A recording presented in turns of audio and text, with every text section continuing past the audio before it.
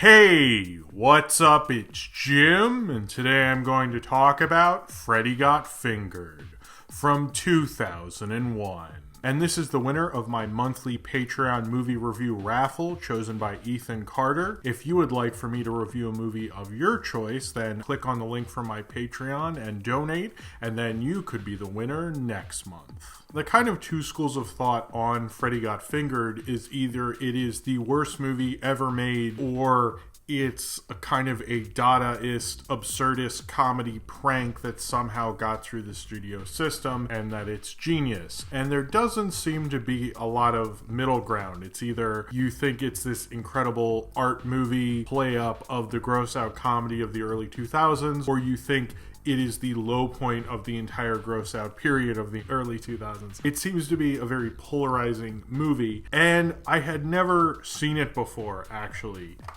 I actually have this tape here. It was given to me in my freshman year by a friend because he knew how much I like John Waters, and he gave this to me, and it has a blue VHS, although it is from Blockbuster. I hope he wasn't the guy. I don't think he was the guy who got fined, got in trouble, because I remember he had 2 copies. I've had this for like a long time, since about early 2000s actually. Let me put this back. I was meant to watch it, and I always knew if I was going to watch it, it was going to be that VHS, of course. So I finally did. And it was interesting to watch a 2001 movie on VHS, even though DVD was actually around, and I actually had a DVD player at that time. But that was given it to me, so whoever gave that to me, I'm not exactly sure, but thank you. But what I saw was a film that I find incredibly interesting, and it seems maybe it's the weak critic way out of reviewing a movie like this to say at least it is a unique voice at a time when it felt like everyone was ripping off the Farrelly Brothers or American Pie and have that kind of amazing success with it. And as close as everyone was to doing that, Tom Green did actually go in another direction, and this film was very much obviously made because the studio went, oh hey, if we have a Tom Green movie, maybe it'll make a lot of money. Now a lot of people go, well, what about his TV show? I always notice people bring up his TV show, and his TV show was actually very popular, and as someone who watched MTV at the time, I watched a lot of his TV show. I didn't really like it. MTV was just always on at that time, and the main thing I watched was his cancer special, his testicular cancer special, which I actually thought was maybe the best thing he's ever made, but I lost track of him kind of after that. But his film success,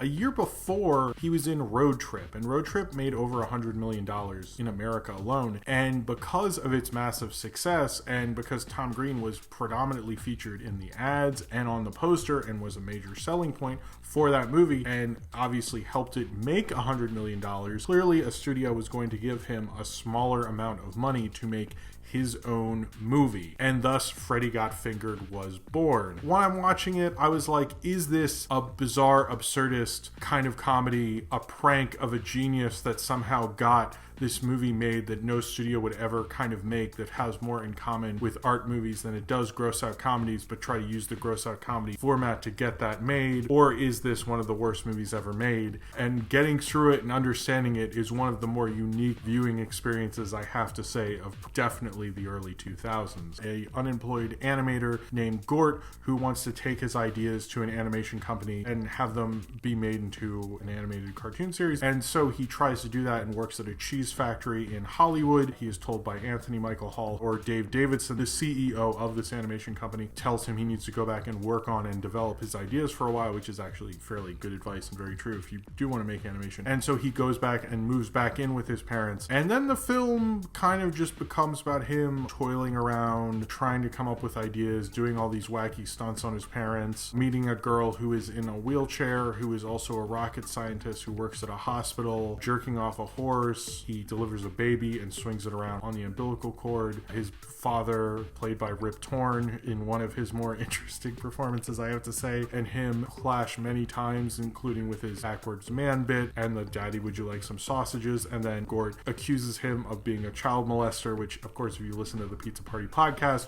you've heard that clip many times, and goes through torturing his parents and trying to find his way through life, and hopefully eventually pitching his TV show again and making a successful cartoon show and various Tom Green stunts throughout. And although it won 5 Razzie awards, which were Worst Screenplay, Worst Actor, Worst Director, Worst Screen Couple, which is Tom Green and any animal he abuses, and Worst Picture, although it lost Supporting Actor and Supporting Actress. It was nominated twice. It lost those. And it lost Worst Picture of the Decade in 2010 when they did that. And also was awarded Worst Picture of the Year by the Dallas-Fort Worth Film Critics Association, which, to be honest, I've never heard of before, but, you know, that happened. A lot of the people who reviewed this film were not really familiar with Tom Green or the Tom Green Show, and although they probably had to have seen Road Trip, since that was a major movie, I guess, I don't know. But some of them probably saw Road Trip, I guess. They probably weren't familiar with his antics. So the idea of just being confronted with Tom Green, I think, leads to a lot of the negative criticism, but I think it also leads to the famous A.O. Scott review of defending this, which is actually kind of the first time I heard of A.O. Scott was defending Freddy Got Fingered. And even the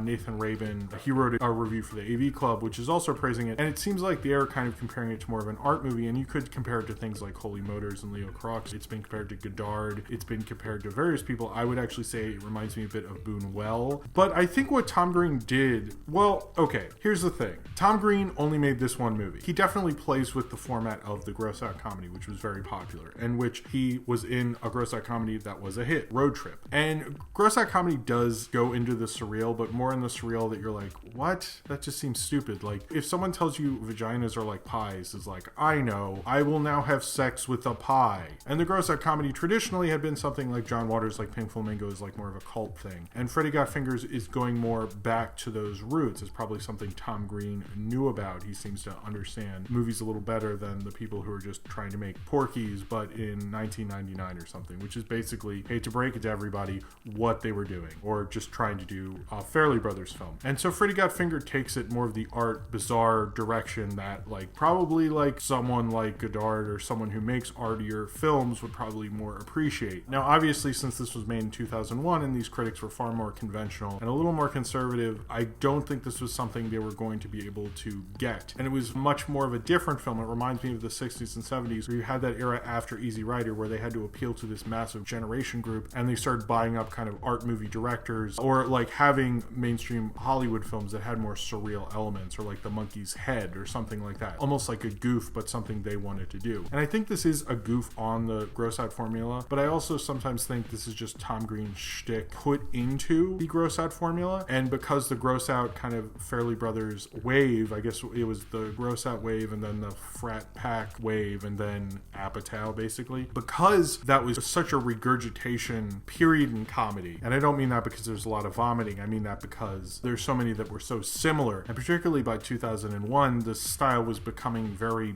boring and people were already getting quite sick of it. I think a film like this came along at a time where it became a lightning rod for a lot of people, unfortunately. But it tried to do something different. And Tom Green's style is not like the Fairley Brothers. It's not trying to do what Road Trip did or American Pie did. He's trying to do his own shtick within that. And so the plot is more of a loose connection, which feels more like an art movie. I don't really think Tom Green watches The Discreet Charm of Bourgeoisie or the later Godard movies to study this. I think Tom Green is just Tom Green, and this format kind of reminds you of that, but I've never been able to find an interview where he's talking about how he made this kind of art film. I think he made a Tom Green kind of comedy, and, you know, maybe if this was successful, we'd had more Tom Green films, but it really wasn't. It didn't do well financially. It kind of made back at least its budget, but including marketing and things, it kind of broke even budget-wise. I think this film probably would have had to make 30 or 50, and it was understandable to think maybe this film could. They probably just gave him more artistic license. I know the studio made him cut it down to a certain degree, but they probably gave him more artistic license because Road Trip did do so well. He was off of a $100 million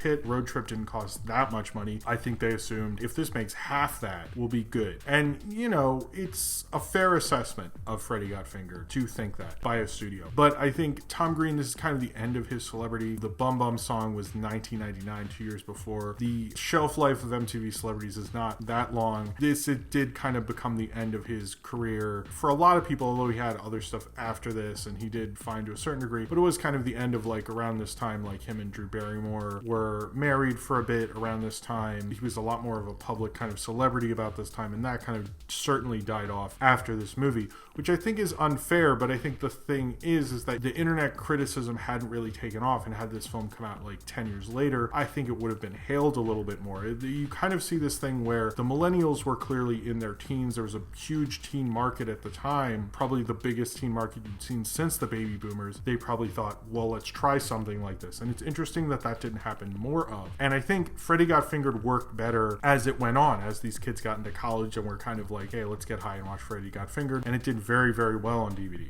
And it's understandable that it did. But I like how he plays with the format. That's the thing that makes it interesting. When you're sick of a format and someone plays with it, it makes it more interesting. Especially a time in comedy that I've never really been that fond of. I love the Farrelly Brothers, but all the other rip-off things, like at this time you're having films like Say It Ain't So and Tomcats, and like I don't like Road Trip or American Pie that much. So Freddy Got Fingered to me is interesting because it at least plays with a format that felt so stagmented in what it's doing. And I think it's cool that he did that. I actually kind of find the sequences quite bizarre and strange in an art movie way, but I think it's just Tom Green, it kind of worked within that, but I don't think there's as much genius. It's just you're comparing it to other art movie geniuses. It's just that he made a unique film. What makes this film special and what makes Freddy Got Fingered interesting, different movie is how unique it is. And there's really only kind of one movie like Freddy Got Fingered, whereas by the time we got Road Trip, you're like, yeah, but didn't American Pie come out last summer? I don't mind Tom Green in this. I think I like his performance more in the TV show. I like that Rip Torn is in it and was willing to. I like anyone who would do this movie, including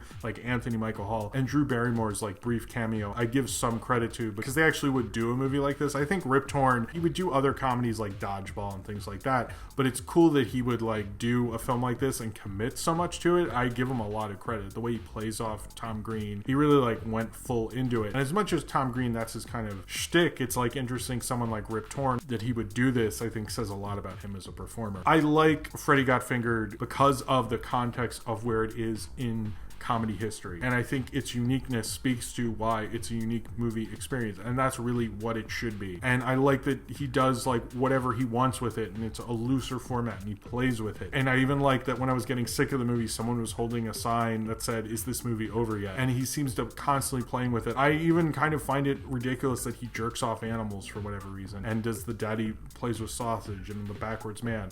They're just bizarre, odd bits, and it reminds me what I thought was interesting about Tom Green, this kind of public access, bizarre guy on TV thing that he seemed to get all the way to Hollywood. It's almost like an absurdist prank that he got it this far, and that he plays with the format of the gross out comedy, and he plays with the perception of a youth film at that time and got it released in multiplexes and got to promote it on major TV shows and everything like that. I think it's kind of the most punk rock move you can do, is to get the studio to work for you and make a strange, weird art piece rather than just be a big star in a regular big movie. Nathan Rabin said in his piece he kind of hailed it for being a unique comedy voice, and in a way like Freddy Got Fingered absolutely is that, and that's what makes it so interesting. And I think when I look at Freddy Got Fingered and I think of all the ridiculousness around it and how ridiculous it itself is, and how Tom Green himself actually picked up all of the awards at the Razzies, even the ones I guess that he didn't actually win himself, but I guess he got it on their behalf. It just kind of plays into his whole prankish, bizarre, absurdist